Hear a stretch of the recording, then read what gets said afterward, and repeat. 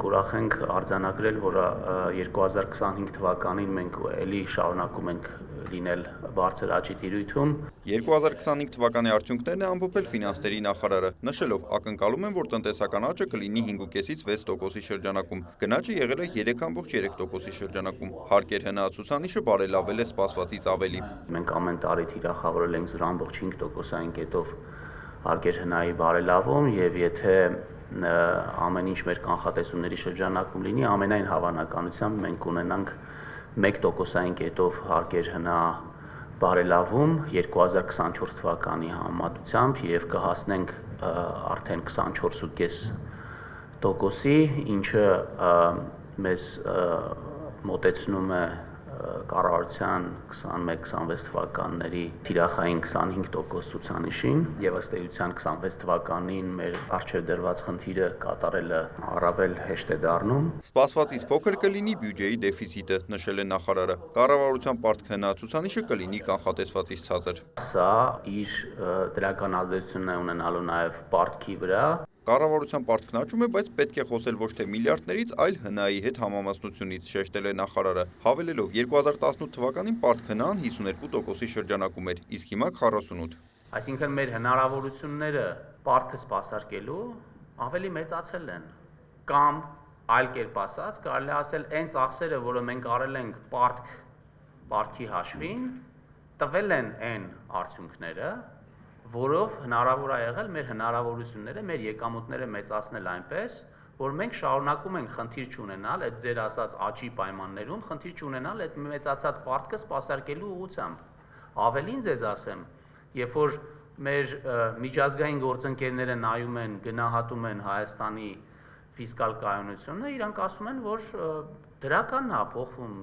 2026 թվականին սպասվում է պետական պարտքի սպասարկման ծախսերի պլանավորվածից ավելի ցածր մակարդակ։ Եթե 10 տարի մարման ժամկետով պետական գանձապետական պարտատոմսերը 2024 թվականին 9,6% էին, ապա այս տարի այն 8,09% է։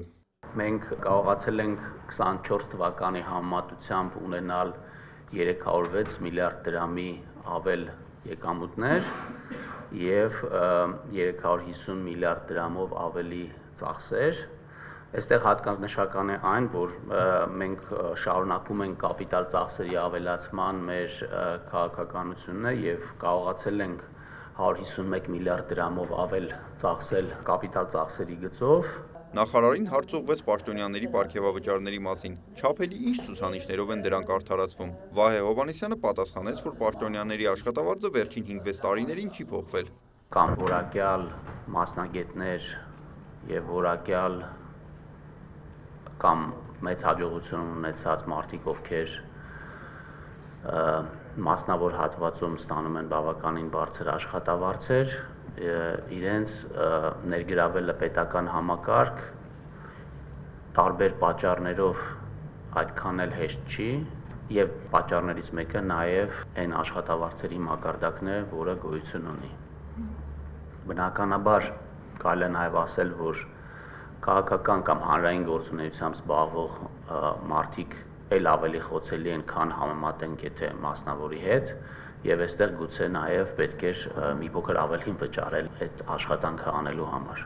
Նախորդ տարեսկզբին ներդրված պիլոտային համակարգով գնահատվել է, թե որքանով են գերատեսչությունները թիրախները կատարել։ Ես չի ասի, որ սա պարգևավճար է, որովհետեւ դա ըստ էության այդ աշխատավարձի բարձրացումն է, ուղղակի մի փոքր այլ եղանակով։ Այստեղ մի կարևոր հարց կա, որովհետև դուք խոսեցիք նրա մասին, որ զայրույթ է առաջանում սրանից։ Ես մի փոքր ուզում եմ սրա վրա ուշադրություն դարձնեմ, թե ինչից կարող է, օրինակ, կարող եք դուք զայրանաք։ Որովհետև տեսեք, այս քայլը անելը բավականին մի քիչ կարելի ասել խիզախ քայլ է, այս քայլը անելը, ինչի, որովհետև եթե նախկինում այսպիսի թեմա գոյություն չուներ ընդհանրապես, որովհետև ավելի հեշտ էր, օրինակ, կանխիկ ինչ-որ մեկը գար, ինչ-որ մարդկանց փողը բաժաներ եւ դրանով ընդհանրապես այս թեման չլիներ, ոչ մեկ էլ պարգևավճար չստանար եւ դա շահարկման թեմա չդառնար,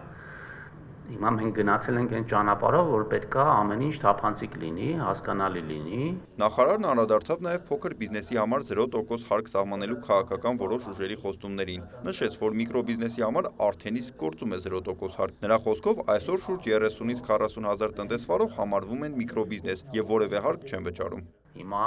եթե սրա մասինն է, ապա կա արդեն այդ համակարգը։ Եթե խոսքը նրա մասին է, որ շրջարկը 0 կդառնա նրանց համար, ովքեր 110 մինչև 114 միլիոն շրջանառություն ունեն, ապա ինձ թվում է մի քիչ լավ չեն ընկալել, թե այդ համակարգերը իրար հետ ոնց են փոխգործում։ Վահե Հովհաննիսյանի պնդմամբ բիզնեսը հիմնականում դժգոհում է հարկային քաղաքականության հաճախակի փոփոխություններից, ուսումնասիրել են Նոր Զելանդիայի փորձը, ցանկանում են տեղայնացնել եւ Հայաստանում էլ ներդնել համակարգ, որ բիզնեսին նախապես հայտնեն, թե հաջորդ տարի ինչն է հարկվելու կամ ինչ փոփոխություններ են նախատեսում։